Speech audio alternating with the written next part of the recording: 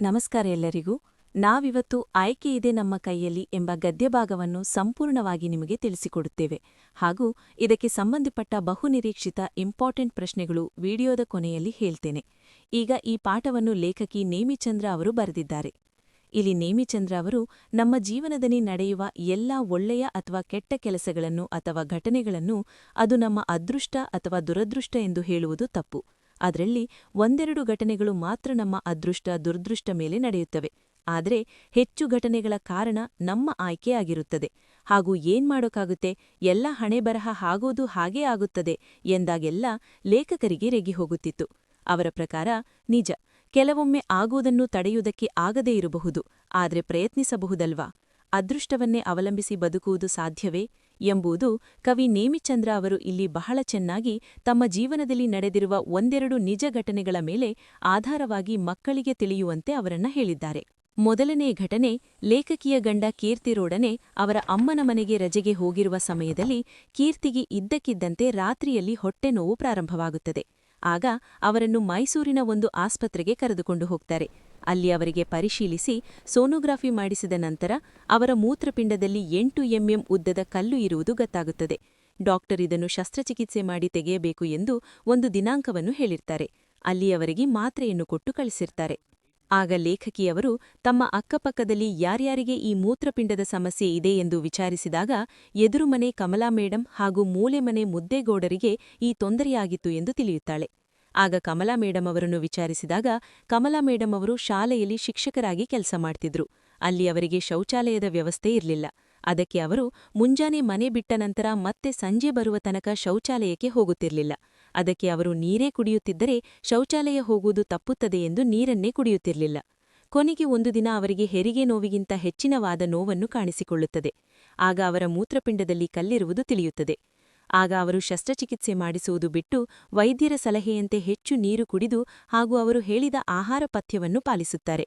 ಹೀಗೆ 20 ವರ್ಷವಾದರೂ ಇದುವರೆಗೂ ಮತ್ತೆ ಮೂತ್ರಪಿಂಡದಲ್ಲಿ ಕಲ್ಲು ಕಾಣಿಸಿಕೊಂಡಿರುವ ತೊಂದರೆ ಕಂಡುಬಂದಿರಲಿಲ್ಲ. ಈಗ ಎರಡನೆಯ ವ್ಯಕ್ತಿ ಮೂಲೆಮನೆ ಮುದ್ದೇಗೌಡರಿಗೂ ಮೂತ್ರಪಿಂಡದಲ್ಲಿ ಕಲ್ಲಿನ ತೊಂದರೆ ಅನುಭವಿಸ್ತಾರೆ.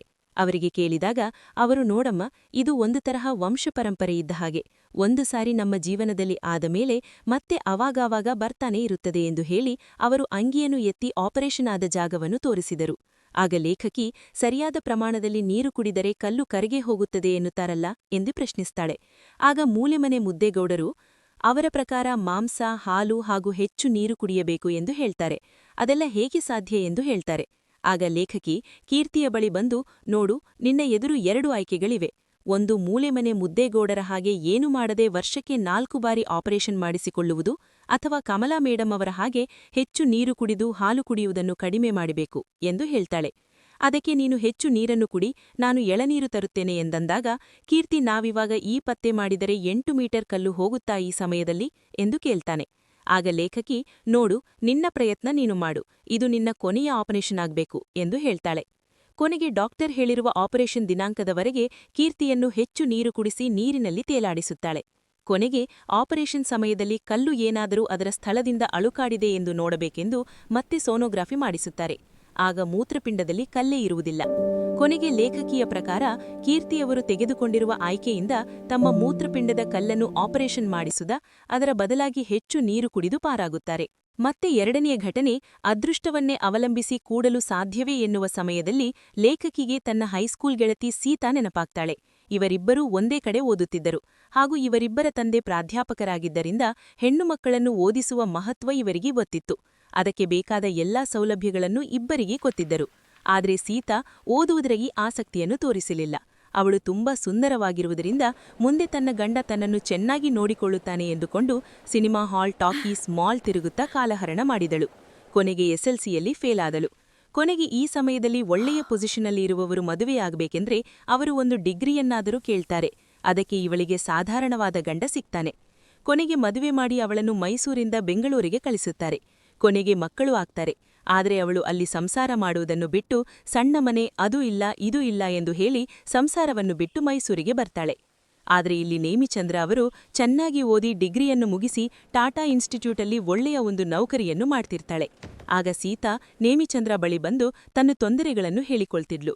ಆಗ ಸೀತಾ, ನಿನಗೆ ಏನು ಬೇಕು ನೀನೇ ತಗೋಬಹುದಲ್ವಾ? ನೀನು ಆ SLC ಎಕ್ಸಾಮ್ ಹೇಗಾದರೂ ಪಾಸ್ ಮಾಡಿಕೊಂಡು ಟೈಪಿಂಗ್ ಏನಾದರೂ ಕಲಿತು ನಿನಗೆ ಏನು ಬೇಕು ನೀನೇ ದುಡಿದು ತಗೋಬಹುದಲ್ವಾ ಎಂದು ಹೇಳ್ತಾಳೆ. ಆದರೆ ಸೀತೆಯ ಪ್ರಕಾರ ಗಂಡನಾದವನು ಎಲ್ಲವನ್ನೂ ದುಡಿದು ತಂದು ಹೆಂಡತಿಯನ್ನು ನೋಡಿಕೊಳ್ಳಬೇಕು ಹಾಗೂ ಅವಳು ಕೇಳಿರುವುದೆಲ್ಲವನ್ನೂ ಕೊಡಿಸಬೇಕೆನ್ನುವುದು ಅವಳ ನಂಬಿಕೆಯಾಗಿತ್ತು.